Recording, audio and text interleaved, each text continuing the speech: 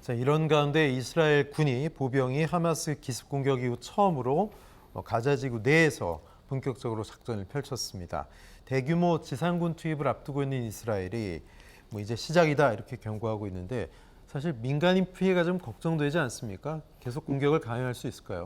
맞습니다. 이제 이스라엘 그 입장에서 보았을 때 이번 군사적 충돌이 영내 혹은 그 국제적으로 확산되는 것에 대한 많은 부담이 네. 느끼고 있기 때문에 속전속결을 선택한 것으로 보이고요.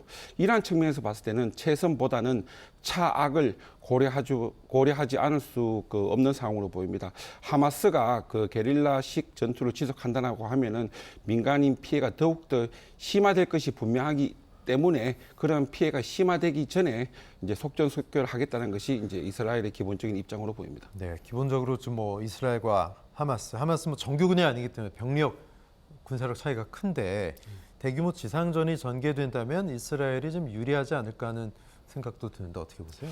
물론입니다. 그런데 이제 그 하마스 입장에서 본인들이 이번 군사 공격을 주도했다는 점, 그리고 그 이제 하마스와 이제 이스라엘 군사 그 이제 조직 간에 이제 뭐랄까 이제 이러한 갈등의 요소가 어느 순간에 생긴 것이 아니라 오랫동안 내재되어 왔다는 점을 봤을 때는 네. 하마스는 그러한 그 전력의 차이를 충분히 그 이제 이해하고 있고요. 또 그에 따라서 이제 하마스 같은 경우에는 뭐 예를 들자면 이제 가자 지구내 이제 30여 개 이제 그 땅굴을 군사적 목적으로 이제 설치해 놓고 있고, 또 하마스라는 그 조직 자체가 이 비정규 그 군사 조직이기 때문에 정규 네.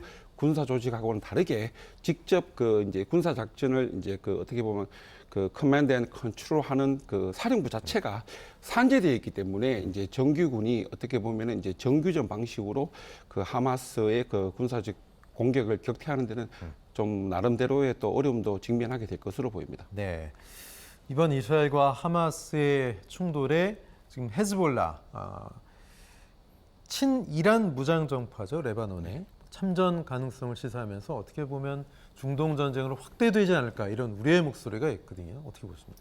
사실상 이제 그 이란이 그 참전에 대한 최종적인 그 개입에 대한 그 최종적인 결정을 내리지는 않았지만 필요에 네. 따라서는 이제 하마스 편에 설 것을 이제 그 지금 넌지시 알리고 있는 상황에서 네. 이란이 만약에 개입하게 된다라고 하면 이번 군사적 충돌이 이제 중동 전쟁으로 확산될 가능성이 매우 높아질 것이고, 그에 따라서 그 이제 중동 전쟁으로 확산된다라고 하면 중동 국가뿐만 아니라 국제사회에 이제 엄청난 충격을 가져올 것으로 보입니다. 이미 그 유가, 환율, 이제 채권 그 시장 같은 네. 경우에는 그 큰 요동이 치고 있고요. 유가 같은 경우에는 이제 지금 90달러까지 이제 급등했고, 일부에서는 전문가들이 이제 그 100달러까지도 급등할 수 있는 상황이라고 합니다. 이러한 상황에서 좀 우리 국제사회가 하루 빨리 이번 그 군사적 그 충돌을 이제 해결하는 데 관련된 모든 노력을 집중해야 될 것으로 보입니다. 네.